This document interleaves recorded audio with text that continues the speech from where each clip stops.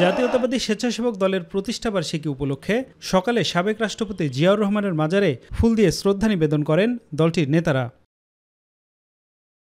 এ সময় বিএনপির সিনিয়র যুগ্ম মহাসচিব রুহুল কবির রিজভী বলেন, ঢাকা বিশ্ববিদ্যালয় কেন্দ্রীয় ছাত্র সংসদ নির্বাচনে ছাত্রদলের মনোনয়নপত্র ক্রয় ঠেকাতে মব করা হয়েছে।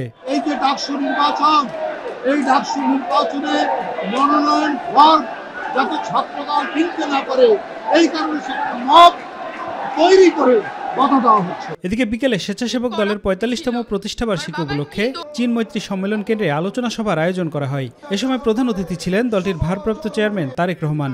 এ সময় দলটির বেশ কয়েকজন সিনিয়র নেতা বক্তব্য রাখেন। পৃথিবীর বুকে বাংলাদেশকে মাথা উঁচু করে দাঁড় করিয়ে আপনি আপনার পিতৃ হত্যার বদলা নেবেন।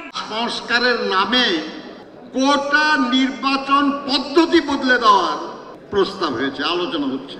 অন্যদিকে বিএনপি পিআর পদ্ধতিতে নির্বাচনের পক্ষে নয় বলে জানিয়েছেন দলটির মহাসচিব মির্জা ফখরুল ইসলাম আলমগীর। চিকিৎসা শেষে থাইল্যান্ড থেকে দেশে ফিরে বিমানবন্দরে এই মন্তব্য করেন তিনি।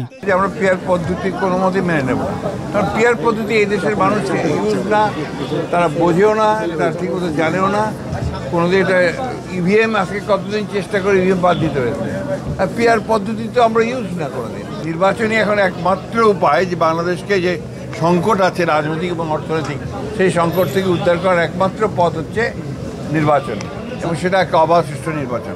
এদিকে গুলশানে নিজ বাসায় গণমাধ্যমের সঙ্গে আলাপকালে জুলাই সনদের খসড়া নিয়ে কথা বলেন দলের স্থায়ী কমিটির সদস্য সালাউদ্দিন আহমেদ। এবং ইম্পর্টেন্ট হচ্ছে যে বিষয়গুলো সাংবিধানিক বিষয়কে টাচ করে, অর্থাৎ সংবিধান সংশোধন করতে হবে, সেটা কিভাবে বাস্তবায়ন করা হবে। সালাউদ্দিন আহমেদের মতে জুলাই সনদ চূড়ান্ত অনুমোদনের ক্ষেত্রে সংসদকে সর্বোচ্চ গুরুত্ব দিতে হবে সম্ভব, এবং সেটা এখন। আফজাল হোসেন, মাই টিভি, ঢাকা।